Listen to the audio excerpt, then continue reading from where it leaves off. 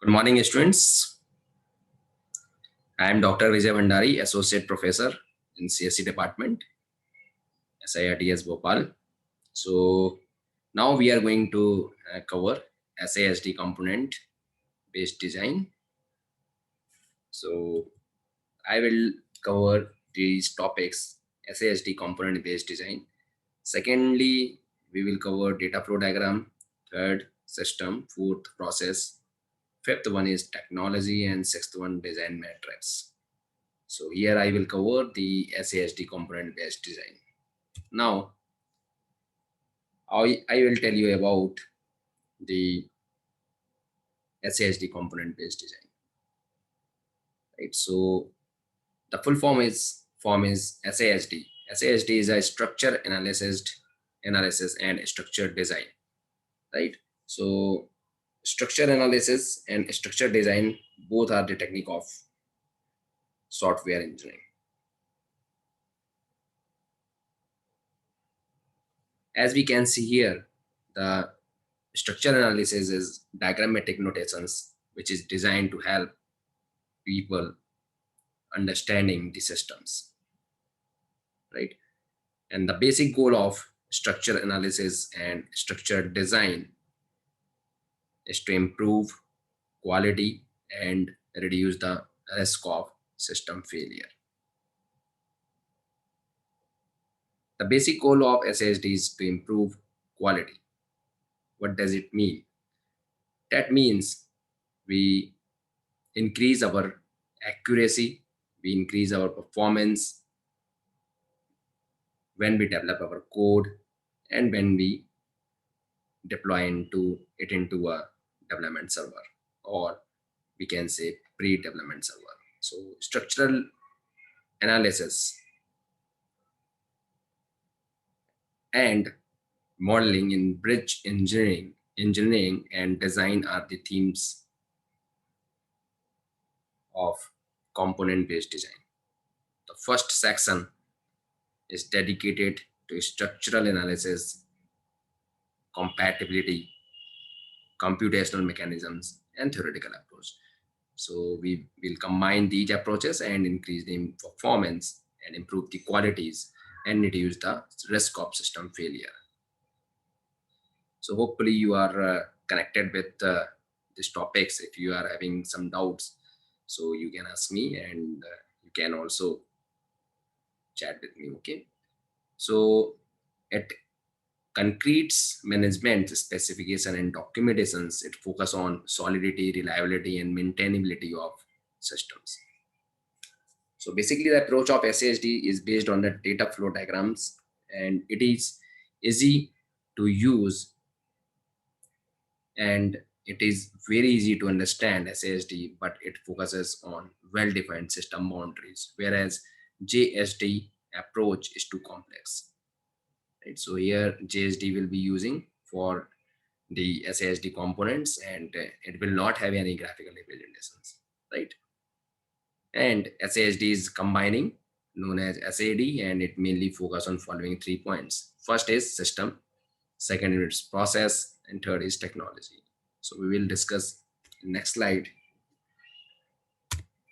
SASD involves two phases. First is analysis phase. Here we will analyze the problems, what problems will come and how we will face it, right? So it uses the data flow diagrams and data dictionaries, state transition diagram, and ER diagram. So we have covered these topics in first chapter, so you can prefer it. After that, we will discuss the design phase. It uses structure chart and pseudocodes, where we can develop in our own languages, right? So that is pseudocodes. And we will talk about the first analysis phase. So analysis phase involves data flow diagram, data dictionaries, state transition diagram, and entity relationships diagram. So where we can connect the objects simply, and we can use a data dictionary, data about data. It is well known, and definition of that data dictionary, and state transition diagram and ER diagram. Okay, so where we can use the entities, and entities have different attributes, and that we will connect with other entities, right? So data flow diagram here data flow diagram, how will you describe? Right, so data flows through the systems, we will know, and we can incorporate the Boolean operators like and or to link the data flows when more than one data flow may be input or output from a process, right? For example, like if we have to choose between two parts of a process, so we can add an operator, or if two data flows are necessary for a process, we can add an operator. The input of the process check orders, so needs the credit information and order informations, whereas the output of the process would be a cash order or a good credit order. So this is the one of the most very important example. As you can see here, we can understood by taking this example. And we will discuss the data dictionary. As I already discussed with you, the data about data, okay, it describes the data, right? And the data elements which flows between the processes, between the entities, between the processes, right? So this will also include description of the data elements. So it will flow external to the data stores, right? And all the system names, whether they are names of entities, types, relations, attributes, services, should be entered in the dictionary, right? Now we will discuss here state transition diagram, that is known as STD. STD is similar to dynamic model. It specifies how much time functions will take to execute, and data access is triggered by the events. It also describes all the states that an object can have, the events under which an object changes states, and the conditions that must be fulfilled before the transitions will occur, and the activities undertaken during the life of an object. So here we can understood by the STD, right? So here I have taken example of like telephone, ISD, PCOs, where you can where you dial the numbers and calling the another persons, and other person when receives, so it will be the like it will be called the completing the process, right? So that is the things. So ER diagram like that is the relationships between the data store. It is basically used in database design, and it is basically describes the relationships between different entities. Now we will talk about the design phases, right? So we have discussed analysis phase. Now we are talking about the design phase. So design phase is into two parts, like structural part, pseudocodes in the slides. So it is created by the data flow diagram, right? A structure chart specifies how the DFDs or processes are grouped into tasks and allocated to CPU. The structured chart does not show the working and internal structure of the process or modules, but it does not show the relationship between data or flows. Similar to other tools, SASD, it is time taking and cost independent, and there is no error checking techniques associated with this tool, right? So the models of the structure charts are arranged arbitrarily, and any process from a TFD can be chosen as a central transform depending on the analyst's own perceptions. So the structure chart is difficult to amend, verify, maintain, and check for the completeness and consistency, right? So this is the theory of the structure chart, where we can put some examples also like data flows, right? And we can design our own pseudo codes where we can implement of the systems, actual systems, and it is a normal informal way of the programming which does not require any specific programming languages or technologies, right? So here we attend to you guys here is not stop the we are not stopping the theory of like pseudo codes, but you can go through link like CS theory courses, so you can also it is an industrial point of view, it is very important concepts. So matrices for the design mode of the model of the product. What are the matrices? Metrics. So metrics simply we measure the quantitative assessments that focuses on the countable values, right? And most commonly used for the comparing and tracking the performance of the systems. So here we will metrics we will used in the different scenario like analyzing model, designing model, source codes, testings, maintenance. And metrics for the design modeling allows developers or software engineers to evaluate or estimate quality of design, and includes various architecture and component level design, where I discuss in chapter 3, right? So their component level design, how we component level designs we have learned, right? So here we can matrix, we count, focuses on the only countable values, that is used for the comparing and tracking performance. So we can analyze, we can compare, we can track the systems.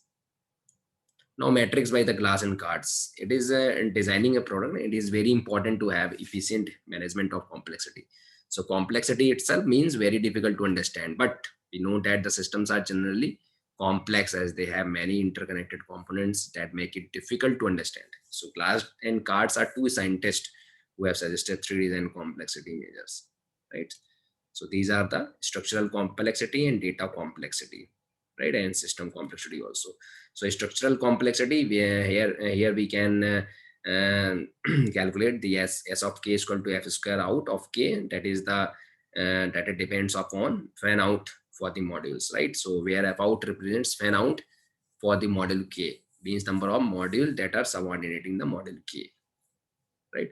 And data complexity is the complexity within interfaces of internal model, that is the depend on the size and intricacy of the data. So for example, like some module k, and we can define as a d of k is equal to total variable of k, and divide it will be divided by fan out of k plus 1. So here the total variable is total number of inputs and outputs variables going to and coming out of the models. Now is it in understood? Okay. If you have any queries, so please put your query on chat box. I will clear it. System complexity. System complexity is a combination of structural and data complexity. It can be denoted as system of k is equal to s of k plus dk when structural data and systems complexity get increases. So overall architectural complexity also gets increases. So it is a directly proportional to with each other, right? If structural data and system complexity get increased, so overall architectural complexity will also get increased, right? So it is directly proportional with each other. Now, how we will measure the complexity matrix? So complexity matrix are used to measure complexity of the overall software, right?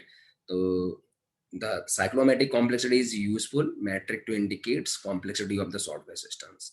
For example, like we are seeing here without use of complexity matrix, and it is very difficult and time consuming to determine complexity in designing the product. So where risk cost imminence, right? So even continuous complexity analysis makes it very difficult to project team and management to solve problems. So measuring the software complexity leads to improve code quality and increase productivity. So that is meeting the architectural standards, reduce overall cost, increase robustness. To calculate the cyclomatic complexity, there is a following diagram. We can see here number of edges and number of nodes. There is a like code we design the here pseudo codes that I see can you can see here statement 1, statement 2, 3, 4, 5, 6, right? There is a different statements that is our write in our own languages, and that is a flow chart, right? Statement 1 goes to the expression 1, and then statement 2 and statement 2, 3, and it will goes to combining. Here it combine and it will go to statement 4, statement 5 as well as, and statement 2 if correct, so it will go to the 5, otherwise it will go to the 6. And this is the flow graph, that is the like it is denoted by the circle, and this is the connector. We can connect these flow of the systems. So I think everyone is getting my point, right? No.